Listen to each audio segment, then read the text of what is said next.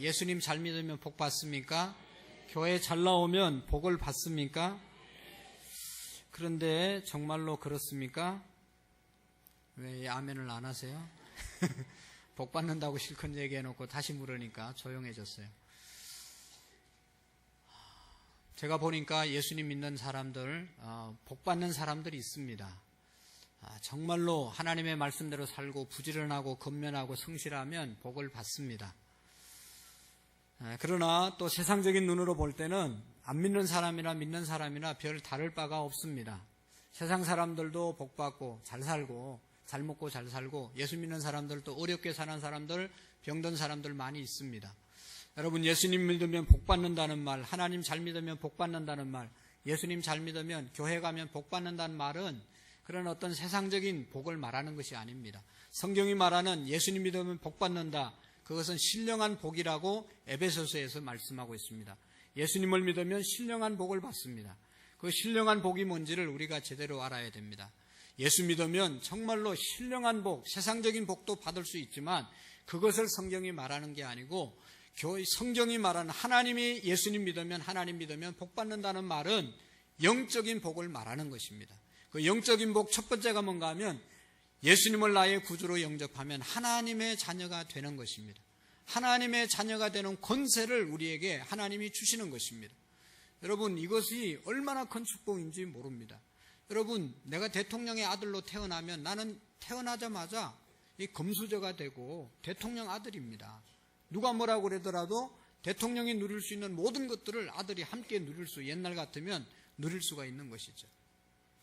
나의 신분이 마귀의 자녀에서, 세상의 자녀에서 하나님의 자녀로 바뀌어졌다는 것은 이건 어마어마한 축복인 것입니다. 그 다음에 또 더 나가서 하나님의 자녀가 되면 지금까지 지었던 모든 죄가 용서함을 받고 과거와 현재와 미래의 죄까지도 다 용서함 받고 천국을 선물로 받을 수가 있습니다. 우리가 천국 가는 길이 열려지는 것이 하나님 자녀들이 받는 축복입니다. 할렐루야. 그러니까 이게 말이 됩니까, 여러분? 내가 예수님 믿는다고 옛날에 지었던 죄, 현재의 죄, 미래에 지을 죄까지 다 용서함을 받을 수 있다. 말이 됩니까? 논리적으로 말이 안 됩니다. 이성적으로 말이 안 됩니다. 그럼에도 불구하고 하나님을 믿으면, 예수님을 믿으면 이것이 사실이 되어진다는 것. 그러니까 얼마나 큰 축복이고 복음인 것이죠. 뭘 열심히 해서 죄 용서함 받는다는 게 아닙니다. 하나님의 자녀만 되면 우리의 모든 죄가 용서함 받고 오늘 죽더라도 천국 갈 수 있다는 것, 이것이 하나님을 믿으면 받는 축복입니다. 이것을 다른 말로 말하면 영적인 축복인 것입니다. 그리고 더 가장 중요한 것은 하나님의 자녀가 되면 하나님의 자녀의 신분으로 하나님을 나의 아버지로 모실 수 있고 그 아버지에게 당당하게 하나님께 기도할 수 있는 축복이 예수 믿는 사람에게 주어진 가장 큰 축복인 것입니다. 예수님을 믿으면 하나님께 기도할 수 있는 것입니다. 하나님을 믿는 사람만 하나님께 기도할 수 있고 하나님을 안 믿으면 하나님께 기도할 수 없는 것입니다. 교회는 나오지만 하나님을 아버지로 모시지 못하는 사람은 하나님 아버지께 당당하게 기도하기가 힘듭니다. 그러나 정말로 하나님을 아버지로 믿는 사람은 나의 아버지인데, 나는 하나님의 자녀인데 뭐를 기도하지 못하겠어요. 그래서 열심히 기도할 수 있는 것이고, 예수님께서 말씀했습니다. 구하라 그리하면 너희에게 주실 것이요, 찾으라 그러면 찾을 것이요, 문을 두드리는 이에게 내가 열어주시겠다고 약속하셨습니다. 기도할 수 있다는 기도의 약속을 우리에게 주셨습니다. 예레미야 33장 3절에 보면 너는 내게 부르짖어라 내가 내게 응답하겠고 크고 엄밀한 일, 너희가 알지 못하는 비밀까지도 내가 알게 해주겠다고 약속하셨습니다. 그런데 여러분 어떻습니까? 기도 지금까지 많이 하셨지 않습니까? 기도하면 응답 준다는 말이죠. 그런데 기도 많이 했는데 응답 못 받은 게 많지 않습니까? 여러분, 기도하면 다 응답됩니까? 아무 말도 못 하시잖아요. 2부 예배 때는 아멘이 크게 나왔는데 3부 예배 때는 아주 이게 좀 문제가 있어요. 기도하면 응답 받습니까? 네. 정말로 받습니까? 다 받았습니까? 예, 다 받았습니까? 예. 그런데 저는 아직도 기도 응답 못 받은 게 많이 있습니다. 여러분들은 다 받았을 수도 있고 다 받았다고 말할 수도 있지만 다 못 받았어요. 다 못 받은 게 너무 많아요. 우리 한국교회가 저도 수십 년 동안 기도했는데 아직도 응답받지 못한 게 있어요. 그게 뭡니까?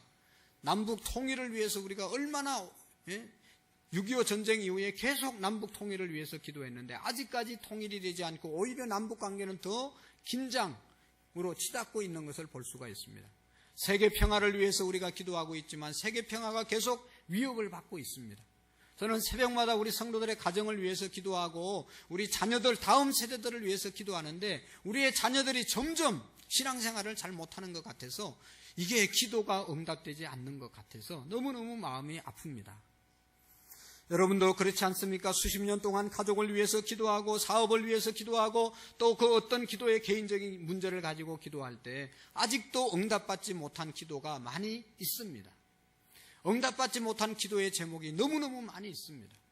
여러분, 기도가 왜 응답되지 않는 것입니까? 하나님은 기도하면 응답 주신다고 그랬는데 우리는 기도해도 응답을 못 받습니다. 여러분, 무엇이 문제입니까? 다시 한번 이 자리에서 여러분, 기도가 뭔지를 우리가 분명하게 정립하지 않으면 기도하다가 낙심할 수밖에 없고 기도하다가 절망할 수밖에 없고 기도하다 이제 그만둘 수밖에 없어요. 왜냐하면 이렇게 50년 동안 기도했는데 아직도 응답받지 못했는데 무슨 기도를 계속해야 될까 고민과 갈등을 할 수밖에 없죠. 그러나 여러분, 이 시간 기도가 뭐냐, 기도가 뭔지를 우리가 제대로 알고 기도해야 응답이 있고 기도에 낙심을 가져오지 않는 것입니다. 할렐루야. 오늘 2부 예배 드리고 간 어떤 남자 성도님이 다른 때도 그랬지만 오늘 참 목사님 말씀에 은혜 받았습니다. 그래서 깜짝 놀랐어요. 내가 뭔 또 말을 잘못했나, 설교를 잘못했나. 여러분, 기도가 뭔지를 제대로 알아야 되는 거예요. 자, 기도가 뭐예요? 기도는 응답받는 것이 아니다. 응답받기 위해서 하는 것이 기도가 아니다. 기도는 하나님과 교제하는 것이다. 하나님과 소통하는 것이다. 하나님과 사귀는 것이다. 하나님 앞에 내가 서는 것이다. 하나님 앞에 내가 나아가는 것이 바로 기도라는 것을 우리가 기억해야 합니다. 기도는 꼭 응답받기 위해서 하는 게 아니고 하나님의 존재를 인정하고 그분에게 내 모든 사정을 아뢰고 또 하나님께서 내게 원하시는 뜻이 무엇인지를 깨닫는 것, 그것이 바로 교제이고 기도입니다. 물론 우리가 하나님께 기도해서 즉시 응답되는 것들이 있습니다. 수많이 우리가 경험합니다. 성경에도 보면 열왕기상 19장에 보면 바알 선지자들이 있었습니다. 바알 신을 섬기는 선지자 450명이 있었습니다. 엘리야, 하나님을 섬기는 선지자 한 사람이 있었습니다. 바울과 이 바알 신을 섬기는 사람들과 엘리야 선지자, 하나님을 섬기는 엘리야 선지자와 대결을 했습니다. 엘리야 선지자가 말했습니다. 너희들이 섬기는 바알이 참신이면 오늘 그 바알 신이 역사하게 한번 해봐라. 제단을 쌓아놓고 그 위에 제물을 얹어놓고 바알을 불렀을 때 바알이 이 제단에 불을 내리면 그게 참 하나님이고 참 신이고, 내가 믿는 여호와 하나님을 불렀을 때 불이 임하면 여호와 하나님이 참 하나님이니 거짓신을 섬기는 둘 중에 하나는 참신을 섬기는 사람에게 죽임을 당하기로 약속을 하고 대결을 하지 않습니까? 그래서 450명 바알신을 섬기는 사람들이 제단 쌓아놓고 하루 종일 바알이여 바알이여 불을 내리소서 불을 내리소서 우리를 도와주소서 하루 종일 기도합니다. 저녁 때까지 기도해도 불이 내려오지 않습니다. 그래서 엘리야 선지자가 어떻게 합니까? 얘들아, 더 크게 부르짖어 봐라. 너희들이 섬기는 바알신이 지금 졸고 있는지도 모르잖아. 더 크게 부르짖었어. 그리고 자기들의 몸을 막 상해가지고 피를 흘리면서 막 바알을 부르짖었어요. 아무리 바알을 찾아도 불이 내려오지 않습니다. 그래서 엘리야 선지자가 얘기합니다. 이제 내가 여호와 하나님을 부를 것이다. 그러면서 이 엘리야 선지자가 여호와 하나님이여 이곳에 불이 임하여 불을 주시옵소서. 그래서 하나님이 참 하나님인 것을 온 백성들이 알게 해 주십시오. 한마디 기도했을 때 하늘에서 불이 확 떨어져 가지고 재물을 태우고 그 주변에 모든 이 물을 부었던 그 물이 다 마르고 도랑을 싹 깨끗하게 마르게 했습니다. 하나님이 한마디 엘리야가 기도했을 때 역사해 주셨습니다. 베드로와 요한이 예루살렘 성전에 들어갈 때 미문에 앉은 안전뱅이를 보고 내게 있는 나는 은과 금은 내게 없지만 내게 있는 것으로 내게 주노니 나사렛 예수 그리스도의 이름으로 일어나 걸으라고 안수하고 일으켰을 때 그 적시로 안전뱅이가 일어난 줄로 믿습니다. 적시로 기도해서 응답받은 것도 있습니다. 그러나 수십 년 동안 기도해도 응답받지 못한 것이 있습니다. 그러니까 응답받은 기도, 응답받지 못한 기도 있는데, 여러분 기도가 뭐냐 하면, 기도 응답은 하나님께서 주시는 것이고, 기도는 내가 하나님과 교제하는 것이 기도인 것입니다. 하나님과 더 깊은 차원의 관계를 갖는 것이 바로 기도인 것입니다. 교제는 주고받는 것, 나누는 것이 교제이죠. 하나님께 내 사정을 아뢰고, 하나님께서 또 하나님이 우리에게 향하시는 말씀들이 있고 뜻이 있지 않습니까? 그래서 내가 하나님께 그냥 무조건 요구하는 것이 아니라 하나님께서 또 무엇을 말씀하시는지 잘 들으려고 하는, 듣고 말하는 그런 관계가 교제하는 것이고, 그것이 진정한 기도라는 것입니다. 예수님을 나의 주님으로 모시고 고백하면 하나님의 자녀가 되고, 하나님의 아들 된 신분으로 하나님께 구하면, 하나님께 대화하면 그것이 바로 기도입니다. 여러분, 이 아버지와 아들과의 대화는 거창한 것이 없고 대화 못할 것이 없어요. 그러니까 우리가 하나님의 자녀된 믿음이 있으면 기도 못한다는 말을 하면 이거는 하나님의 자녀가 아니라는 뜻입니다. 아니, 아버지가 아들에게 말하는데, 또 아들이 아버지에게 말하는데 무슨 그렇게 형식이 있고 말 못할 게 뭐가 있어요? 저도 저희 아버님에게 말할 때 그냥 뭐 형식이 없습니다. 한마디 하면 다 알아들어요. 우리 아들이 저한테 얘기할 때도 무슨 뭐 서론이 있고 본론이 있고 결론이 있는 게 아니에요. 논리적으로 말을 안 해도 제가 뭔 말을 하려고 하는지 금방 알아들을 수가 있어요. 교제가 깊어지면 말을 안 해도 눈빛만 보아도 알 수 있는 것이 바로 교제입니다. 교제가 깊어지면 소통이 이루어지죠. 소통이 이루어지면 정말로 말하지 않아도 모든 것을 이해할 수 있고, 서로의 필요를 알 수가 있고, 서로의 필요를 채워줄 수 있는 관계가 바로 이 교제하고 소통의 결과인 것입니다. 하나님과 대화하는 것, 하나님께 내 사정을 말하는 것, 아뢰는 것, 그리고 하나님을 바라보는 것, 이것이 기도인 것입니다. 기도는 하나님 앞에 나오는 것이고 하나님과 교제하는 것입니다. 사랑하는 성도 여러분, 다윗은 시편에 보면 많은 시를 썼는데 항상 하나님과 교제하고 하나님과 동행하셨습니다. 그래서 여러분, 다윗은 위험 가운데서도 부족함이 없다고 고백했습니다. 여호와는 나의 목자시니 내게 부족함이 없으리로다. 뭐 푸른 초장에 누이시고 실만한 물가로 인도하시는 그것뿐만 아니라 내가 사망의 엄침한 골짜기로 갈지라도 내가 해를 받을 것을 두려워하지 아니하시면 하나님께서 나의 지팡이가 되시고 하나님께서 나의 막대기가 되어주신다고 고백했습니다. 늘 하나님과 동행하니까요, 하나님께서 다 알아서 해결해 주신다는 것. 여러분, 교제를 깊이 하면 소통이 되고, 소통이 잘 되면 서로의 필요와 사정을 다 알게 되고 서로에게 도움을 주고 필요를 채워주는 그런 관계가 되어집니다.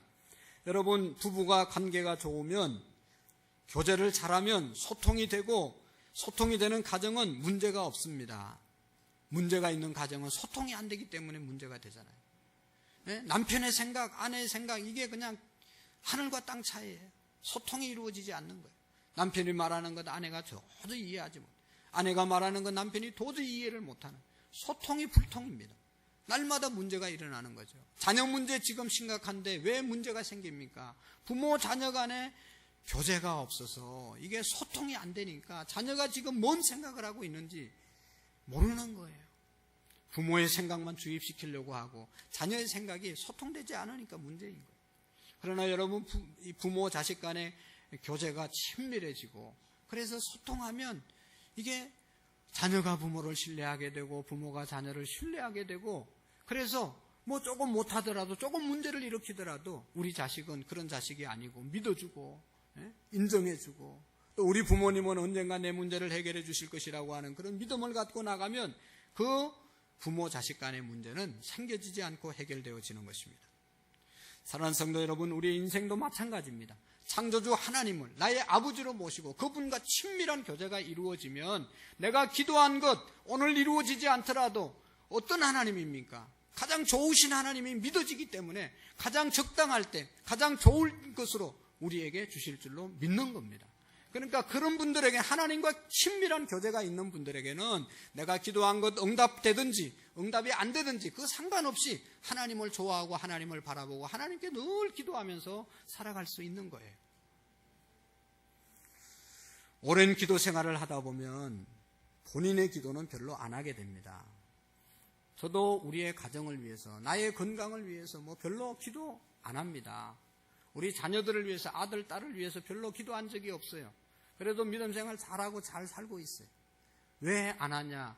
우리 성도님들의 기도의 제목을 위해서 기도하고 교회를 위해서 기도하다 보니까 우리의 가족을 위해서 기도할 시간이 별로 없어요.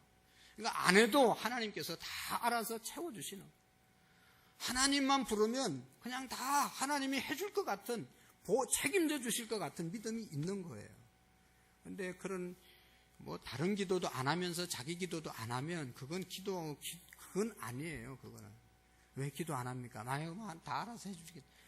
다른 기도도 안 하고 지 기도도 안 하고 그런 사람은요, 이건 기도 생활이 아니고 다른 사람을 위해서 기도하다가, 다른 기도 위해서 기도하다가 자기 기도 못해도 하나님이 다 채워주시는 거죠.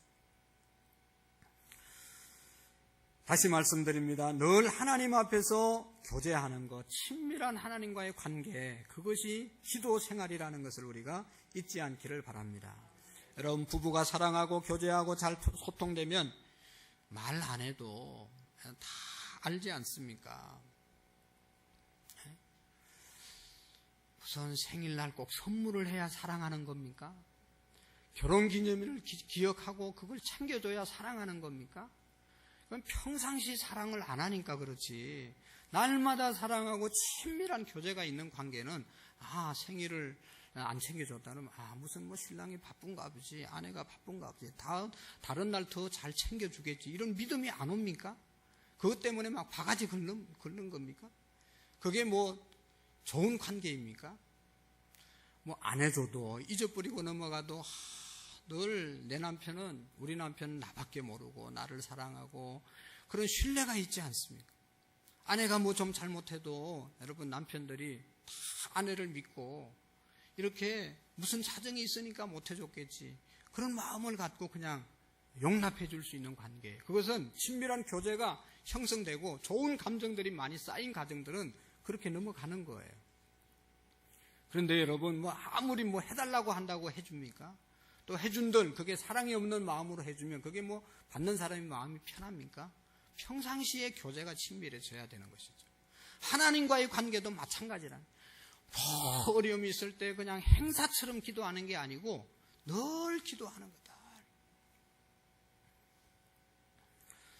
여러분, 우리의 간구를 관철시키기 위해서 기도하는 것이 아니라, 기도하다 보면 하나님의 뜻을 깊이 깨닫고, 정말로 나는 하나님께 이렇게 열심히 구해서 하나님이 알게 모르게 모든 것을 채워주셨는데 나는 하나님을 위해서 무엇을 했는가? 하나님, 내가 하나님을 위해서 무엇을 해드려야 되겠습니까? 하나님이 나에게 진정으로 금년에 원하시는 것이 무엇입니까? 하나님 말씀해 주시면 내가 그거 위해서 열심히 살겠습니다. 이런 기도가 돼야 되는 거예요. 날마다 자기의 어떤 요구만 관찰하는 게 아니고, 하나님 말씀하세요, 내가 그거 듣고 순종하겠습니다. 할렐루야. 그런 교제가 있는 것이 바로 기도라는 것입니다. 하나님의 선한 뜻, 하나님의 깊은 뜻을 깨닫고 하나님의 뜻을 위하여 더욱 기도하게 되는 것입니다. 하나님의 말씀을 이루어 드리기 위해서 기도하고 노력하고 달려가는 그런 하나님과의 교제가 있기를 원합니다. 여러분, 이 교제는, 이 기도는 언제 해야 합니까? 데살로니가전서 5장 17절, 18절, 19절에 보면 항상 기뻐하라, 쉬지 말고 기도하라, 범사에 감사하라. 언제 하라고요? 기도는 쉬지 말고 기도하는 것. 늘, 여러분, 정말로 우리의 신앙생활이 뭔가 하면 늘 쉬지 않고 기도하는, 쉬지 않고 주님과 교제하는, 쉬지 않고 주님과 소통하는 것이 바로 기도인 것입니다. 신앙의 생활입니다. 여러분, 기도는 언제나 쉬지 않고 할 수 있는 것이죠. 일하면서도 하나님 바라볼 수 있고, 길을 가면서도 하나님께 기도할 수 있고, 우리가 운전하면서도 하나님께 기도할 수 있는 것입니다. 여러분, 기도의 선지자 사무엘이라는 사람이 있습니다. 이 사무엘은 왜 기도의 선지자인가 하면 기도로 태어난 아들이었습니다. 자기 어머니가 한나라고 하는 사람이 아들이 없어서, 이제 아들이 없는 그 당시에 사람이 무시를 당하고 멸시를 당하니까 하나님께 서원 기도를 드렸습니다. 하나님, 내게 아들 주시면 하나님을 위해서 바치겠습니다. 내게도 아들을 주시옵소서. 그렇게 기도하잖아요. 그래서 하나님이 한나의 기도를 들으시고 아들을 주었습니다. 아들을 성전에 하나님에게 바치고 그 아들이 성전 안에서 자라면서 늘 나라를 위해서 기도하고 백성들을 위해서 기도하는 삶을 삽니다. 그런데 이 사무엘이 어떤 이야기를 하는가 하면 나는 기도하기를 쉬는 죄를 범하지 않겠다. 온 백성들 앞에서 하나님 앞에서 기도하기를 쉬는 죄를 범하지 않겠다. 사무엘은요, 기도하기를 쉬는 것이 죄라고 생각했던 거예요. 그러니까 늘 기도해야 되는데, 쉬지 않고 기도해야 되는데 기도하는 것을 쉬는 것은 죄다. 그렇게 생각하고 쉬지 않고 기도한 사람이 바로 이 사무엘이라는 것입니다. 사랑하는 성도 여러분, 기도를 무슨 큰일 하는, 행사하는 것처럼 해서는 안 됩니다. 기도를 특별한 일 하는 것처럼 생각하지 마십시오. 기도는 무슨 공을 세우는 것처럼 기도하지 마십시오. 그냥 주님과 늘 지금 이 시간도 우리가 호흡하는 것처럼 하나님을 바라보고 하나님 앞에 선 것이 기도입니다. 때문에 우리는 항상 기도해야 합니다. 쉬지 말고 기도해야 합니다. 여러분, 기도는 영적인 호흡이라고 말하잖아요. 호흡이 끊어진 사람을 여러분 사람이라고 말하지 않습니다. 시신이라고 말하죠. 그 사람과 가까이 할 수가 없습니다. 언젠가는 갔다가 묻어야 되는 겁니다. 영적으로 우리가 기도가 끊어지면 더 이상의 신앙의 삶을 살아갈 수가 없는 것입니다. 늘 하나님과 어느 곳에 있든지, 보는 곳에 사람들이 있는 곳에 있든지 보지 않는 곳에 있든지 그게 중요한 게 아니고 하나님 앞에서 언제 어디서든지 소통하고 교제하는 그것이 기도인 것입니다. 그렇게 항상 기도해야 합니다. 여러분, 또 언제 기도해야 됩니까? 예수님께서 말씀했습니다. 오늘 성경에도 말씀, 언제 기도해야 되냐? 시험에 들지 않게 깨어 기도하라고 말씀했습니다. 오늘 성경에도 보면 이제 2절의 말씀에 보면 내 형제들아 여러 가지 시험을 당하거든 온전히 기쁘게 여기라. 이는 너희 믿음의 시련이 인내를 만들어내는 줄을 알미니라. 언제 기도해야 되는가 하면 시험 들지 않게 시험이 오거든 온전히 기쁘게 여기고 이 시험이 인내를 만드는 줄을 알미라. 할렐루야. 여러분, 이 시험이라고 하는 것은 우리 인생 가운데 반드시 찾아오는 겁니다. 시험을 원하는 사람은 한 사람도 없어요. 아무리 우리가 시험 없게 해달라고 기도해도 시험은 우리에게 옵니다. 왜냐하면 예수님도 시험을 당했거든요. 중요한 것은 시험이 왔을 때 어떻게 잘 극복하느냐가 중요한 거예요. 어차피 오는 건데 이겨야 될 것인데 안 오면 좋지만 오기 때문에 여러분 여러 가지 시험을 만나거든. 시험은 여러 가지입니다. 여러 가지라는 말 속에 모두라는 말도 포함되어 있는 거예요. 저에게도 시험이 있고 여러분들에게도 시험이 있고 뭐 날마다 시험이 있는 거예요. 그런데 중요한 것은 이 시험을 어떻게 하냐, 기쁘게 여기고 그 다음에 두 번째로는 인내하고 세 번째로는 어떻게 하라고 했는가 하면 지혜를 구하라고 말씀하고 있습니다. 이 시험 극복할 수 있는, 시험 이길 수 있는, 시험 잘 해결할 수 있는 그런 지혜를 구하라고 말씀하고 있습니다. 하나님께 구하라. 그리하면 주시리라고 말씀하고 있습니다. 그래서 5절 말씀해 보면 너희 중에 지혜가 부족하거든 모든 사람에게 후히 주시고 꾸짖지 아니하시는 하나님께 구하라. 하나님께 구하라. 그리하면 주시리라고 말씀하고 있습니다. 사랑하는 성도 여러분, 우리가 세상을 살면서 필요한 것들이 얼마나 많습니까? 물질이 필요하고 건강이 필요하고 지식이 필요하고 명예가 필요하고 권력이 필요하고 필요한 것 많지만 여러분 가장 필요한 것은 하나님이 주시는 지혜인 줄로 믿습니다. 여러분 시험이 오면 그 시험이 문제가 아니라 시험을 해결할 수 있는 지혜가 없기 때문에 문제인 것이죠. 문제가 있는데 그 문제를 풀 수 있는 능력만 있으면 그 문제를 해결할 수 있는 답만 찾으면 문제가 아닌 거죠. 그런데 시험이 왔을 때 해결할 수 있는 지혜가 없기 때문에 힘든 겁니다. 여러분 그 지혜는 하나님께 구할 때 하나님이 주시는 줄로 믿습니다. 여러분 하나님이 솔로몬에게 내가 너에게 무엇을 해주기를 원하느냐 구하라고 했을 때 솔로몬은 하나님 제게 지혜를 주십시오 라고 구했습니다. 그때 하나님께서 솔로몬에게 네가 너를 위해서 부도 구하지 않고 너를 위해서 수도 구하지 아니하고 너를 위해서 권력도 구하지 아니했으니 참 내 마음에 합한 것을 구했다. 그러면서 지혜를 주시고 구하지 않은 것까지도 다 주신 줄로 믿습니다. 하나님 내게 지혜를 주셔서 이 백성을 잘 다스릴 수 있는 분별력과 하나님이 주시는 지혜로 이 백성을 다스리게 해주세요.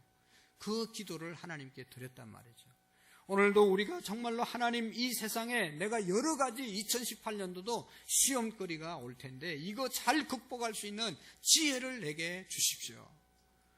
이 지혜를 우리가 구할 때 하나님께서 우리에게 지혜를 주실 줄로 믿습니다.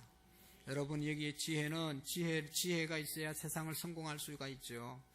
여러분이 지혜는 정말로 세상 살면서 필요한 것이 지혜입니다. 우리가 아는 것처럼 자녀들을 양육하는데 여러 가지 말들이 있지만, 이론들이 있지만 이게 이론대로 되는 게 아니잖아요. 그래서 잠언서에는 우리 여인들에게, 우리 젊은 사람들에게 지혜서를 주는 거예요. 이 잠언을 읽을 때 하나님이 주시는 지혜를 우리가 받을 수가 있어요. 그리고 끊임없이 우리가 정말로 이게 교과서가 없잖아요. 살림하는데, 인간관계 하는데 교과서가 없는 거예요. 하나님이 주시는 지혜를 그때그때 받아야 잘 해결해 나갈 수 있는 것입니다. 공부를 많이 해서 똑똑한 것, 지식을 많이 얻는 것, 정보를 많이 있는 것, 그것은 지혜가 아닙니다. 하나님이 주시는 지혜는 분별력이고, 하나님이 주시는 것, 하나님이 주시는 은혜, 세상에 감당할 수 없는 그런 지혜가 있는 것입니다. 예수님께서 우리에게 분명히 말씀합니다. 너희가 세상에 나가서 비둘기같이 순결하고 뱀같이 지혜로우라고 말씀했어요. 그래서 우리는 순결하려고는 애를 많이 써요. 죄 안 지려고 애를 많이 씁니다. 그러나 여러분, 우리가 놓치고 있는 아주 중요한 것, 뱀처럼 지혜롭게 세상을 살아야 되는 겁니다. 세상 사람들은 얼마나 지혜롭게 살아가는데 예수 믿는 사람들은 지혜 없이 미련하게 사람들에게 그냥 날마다 이용만 당하고 짓밟히며 살면 이거는 하나님께서 원하는 게 아니거든요. 세상을 다스리고 세상 사람들을 여러분 관리할 수 있는 그런 지혜가 우리에게 있어야 되는 겁니다. 뱀 같은 지혜를 우리가 구해야 되는 겁니다. 그래서 하나님께 구하라, 그래야면 너희에게 주시겠다고 약속하셨습니다. 지혜로우려고 노력해야 되고 지혜로우려고 기도해야 되는 것입니다. 지혜로 세상을 살아야 됩니다. 여러분, 우리가 아는 것처럼 지혜롭지 않으면 사탄 마귀에게 날마다 우리가 유혹을 당하고, 지혜롭지 않으면 날마다 사탄의 공격으로부터 넘어지지 않습니까? 이게 사탄의 역사인지, 이게 내 생각인지, 이게 하나님의 역사인지를 분별할 수 있는 지혜가 우리에게 있어야 되는데, 기도를 안 하니 지혜 분별력이 없어서 영적인 감각이 떨어져서 날마다 사탄이 인도하는 대로 따라가서 타락하고 실패하는 경우가 얼마나 많습니까? 그렇지 않기 위해서는, 그런 삶을 살지 않기 위해서는 하나님께 구하라, 그래야면 주시리라고 하신 이 약속 붙잡고 우리가 기도해야 합니다. 기도할 때 여러분 한 가지 기억해야 될 것은 오늘 본문을 통해서 이 야고보서는요 이런 겁니다. 야고보라고 하는 사람이 성경에 4명이 나와요. 그 중에 한 사람이 이 야고보서를 썼어요. 이 한 사람이 누굴까?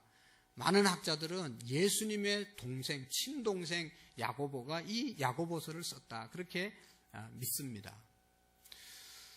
예수님의 친동생 야고보는요, 예수님이 살아계실 때 예수님을 하나님의 아들로 믿지 않았어요. 같은 형제예요. 형님이라고 그냥 그렇게만 했지, 이 사람이 하나님의 아들이고 하나님이 보내준 사람이라고 그렇게 안 믿었습니다. 그런데 예수님이 죽고 난 다음에 예수님을 믿고 예루살렘의 교회에 너무너무 훌륭한 사도, 목사가 됐어요.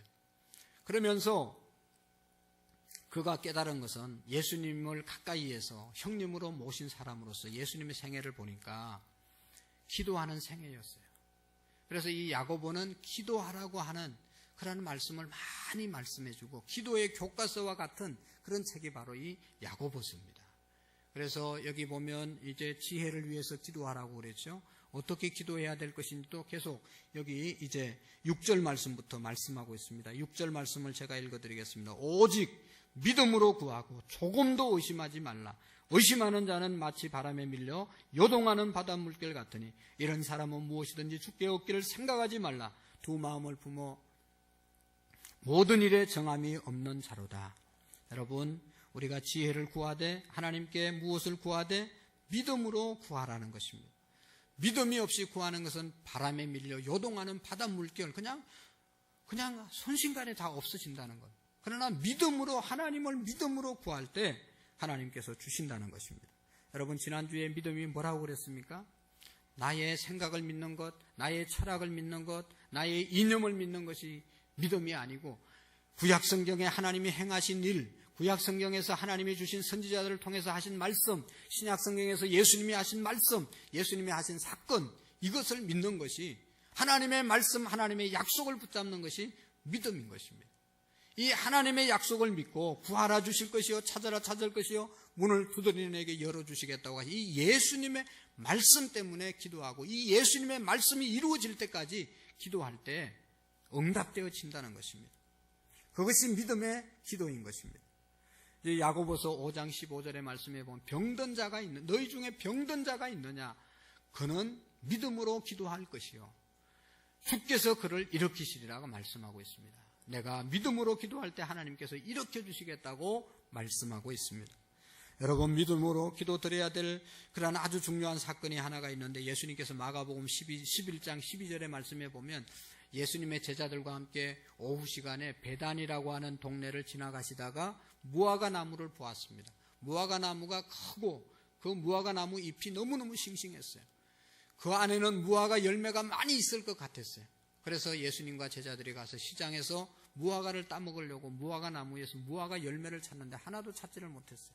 그래서 예수님께서 어떻게 합니까? 다시는 네가 열매를 맺지 못하리라, 무화과 나무를 저주했습니다.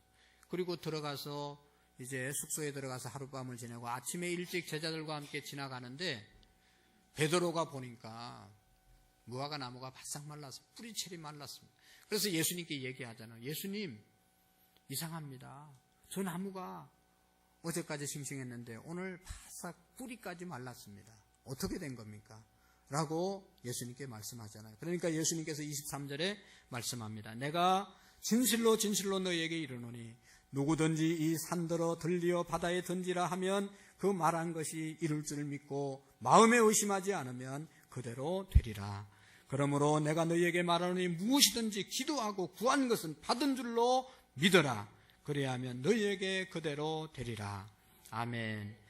무엇이든지 기도하고 구한 것은 받은 줄로 믿어라. 그래야 하면 그대로 되리라. 여러분, 믿습니까? 사업을 위해서 기도했으면요, 그대로 된 줄로 믿으라는 거죠. 남편을 위해서 기도했으면 되겠냐, 저게 뭐 지금까지 안 됐는데, 그래 의심하지 말고 기도한 대로 될 줄로 믿고 살으라는 것입니다. 자녀를 축복하고 자녀의 앞길을 위해서 기도했으면 우리 자녀가 아무리 부족하고 그래도 그렇게 생각하지 말고 하나님이 하시는 역사를 믿으라는 것이죠. 믿음의 기도를 드려야 되는 것입니다. 사랑하는 성도 여러분, 기도하는 하나님께서 우리의 자녀들을 하나님께서 이 땅에 보내신 뜻이 있음을 우리가 믿고 늘 축복하고 늘 격려하는 은혜가 있기를 바랍니다. 하나님 앞에 엎드려 기도합시다. 하나님과 늘 교제 시간이 늘어나는 저와 여러분들이 되기를 원합니다. 여러분, 제일 좋은 교제의 시간은 조용한 시간이잖아요. 분주하고 할 일이 많으면 교제가 이루어지지 않습니다. 조용한 시간에 하나님과 교제할 수 있는 시간이에요. 가장 좋은 교제하는 시간, 기도할 수 있는 좋은 시간, 그것은 새벽 기도입니다. 여러분, 어떤 사람은 이게 새벽 기도만 없으면 이게 목회도 할 만한데 어떤 놈이 새벽 기도 만들어가지고 이 고생을 시킨, 어떤 놈이 아니라 예수님께서 오히려 새벽 오히려 미명에 일어나 한적한 곳에 가서 기도하셨다고 그랬습니다. 예수님이 만드신 거예요. 할렐루야. 예수님이 하나님의 아들이었지만 능력이 있는 분이었지만 하나님의 일을 하기 전에 늘 새벽에 일어나서 아무도 없는 곳에 가서 기도하시고 하루를 시작했어요. 할렐루야. 오늘 우리는 얼마나 부족합니까? 우리 주변이 얼마나 힘듭니까? 기도 안 하니까 어떻게 승리할 방법이 없잖아요. 감당할 수 있는 능력이 우리에게는 없습니다. 하나님께 기도할 때 하나님이 주시는 능력으로 감당할 줄로 믿습니다. 새벽 기도가 제일 좋은데 여러분, 새벽에 한번 도전해 볼 수 있기를 축원합니다. 새벽에 매일은 아니더라도 일주일에 한 번이라도 두 번이라도 도전해 보시기를 바랍니다. 현실적으로 우리나라 문화가 너무 밤문화가 발달됐어요. 우리나라처럼 밤문화가 발달된 나라는 세계에 없습니다, 여러분. 밤에 나가면 완전히 너무너무 천국이잖아요. 다 이게 망할 징조거든요. 밤문화가 발달해서 좋아질 게 뭐가 있어요? 아무것도 타락하고 망하는 길밖에 없습니다. 밤에 나다니는 사람은요, 언젠가는 무너집니다, 여러분. 여러분, 밤에 빨빨빨빨 다녀보세요, 여러분. 잘 되겠습니까? 그 다음날 어떻게 일하겠어요? 잠을 자야지 그 다음에 일에 충실할 수 있는데.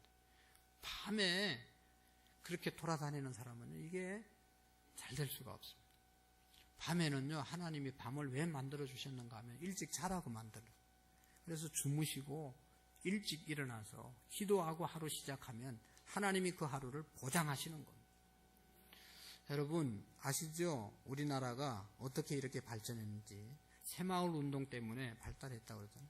그 새마을 운동이 우리 새벽기도 종소리 울리고 난 다음에 새벽종이 울렸네. 새아침이 밝았네. 교회에서 그때 다 새벽종 쳤습니다. 그 종소리 듣고 일어나서 열심히 일해서 오늘 이렇게 된 거예요. 교회 종소리 이제 못하게 하고 다 밤문화가 점점 발달하니까 우리의 영혼도 피폐해지고 우리의 건강도 무너지고 정신적인 것도 다 무너지는 거예요.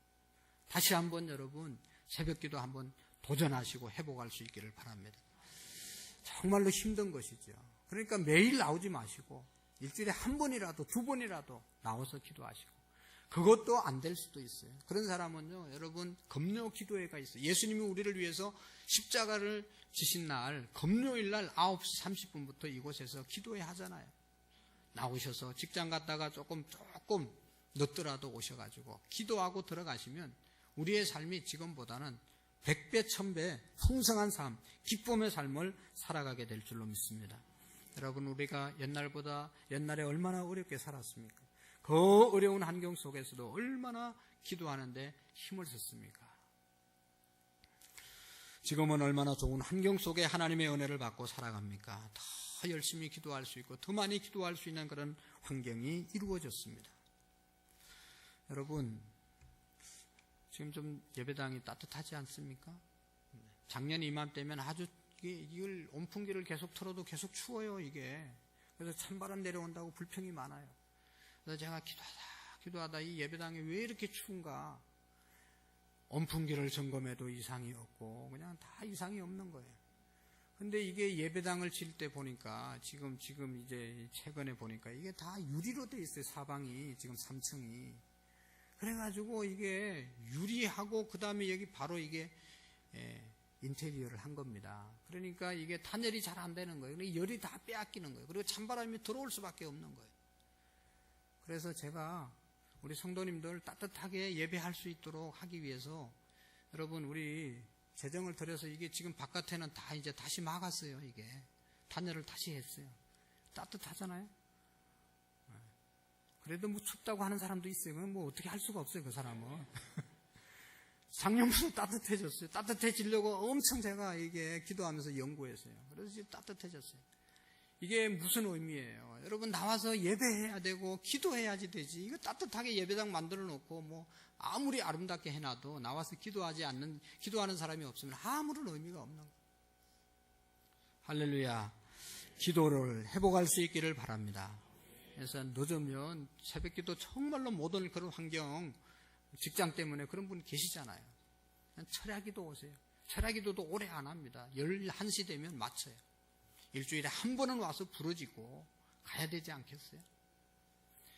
백악관을 기도실로 만든 아브라함 링컨 대통령이 있습니다. 그는 기질적으로 아주 우울한 기질을 가지고 태어났습니다. 또 그의 현실이 그를 우울하게 만드는 일들이 너무나 많이 일어났던 것 우리가 압니다. 하나밖에 없던 남동생이 어릴 때 죽었습니다. 어머니가 일찍 돌아가셨습니다. 누나도 하나밖에 없었는데 자기를 돌보던 그 누나도 유산 후유증으로 몸을 잘 관리하지 못해서 병들어서 죽었습니다. 첫사랑 에루틀리치도 죽었습니다. 결혼 후에 두 아들 에디와 윌리가 죽었습니다. 링컨은 자살하고 싶다는 얘기를 자주자주 했습니다. 그의 동료 변호사였던 서투어티라고 하는 사람은 링컨은 대책 없는 우울증 환자였다. 우울증 환자였다고 말합니다. 링컨의 자서전에 보면 자기가 괴롭다, 힘들다, 죽고 싶다라고 하는 말을 수백 번 했습니다. 그래도 여러분 그의 인생이 그렇게 자살로 끝나지 않았던 것은 이런 것이라고 말합니다. 예수 그리스도를 그의 주인으로 모시고 하나님의 말씀을 일찍 그의 어머니가 죽으면서 또 유산 물려주며 성경책 하나 물려준 것밖에 없잖아요. 그거 가지고 하나님께 늘 기도하는 그런 삶을 살았기 때문에 그 우울한 환경을 이기고 가장 어려울 때 가장 존경받는 이 일을 해내는 대통령이 되었습니다.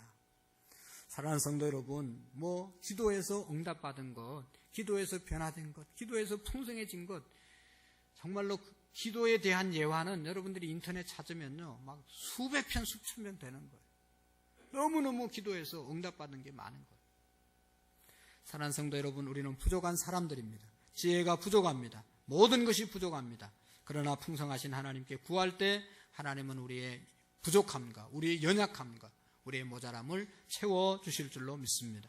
누가 뭐라고 하더라도 기독교의 역사는, 교회의 역사는, 신앙의 역사는 기도하는 역사입니다. 아무리 어려워도 기도할 때 여러분, 기독교는 발전하고 성장하고 존재하고 역사했습니다. 아무리 교회가 어려워도 어려운 교회 붙잡고 기도한 교회는 다시 부흥하고 다시 일어났습니다.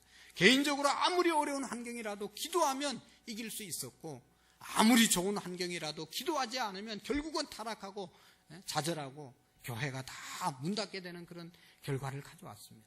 여러분, 기도가 우리의 살 길입니다. 기도만이 우리의 살 길입니다. 기도하지 않으면 잘 되는 것이 없습니다.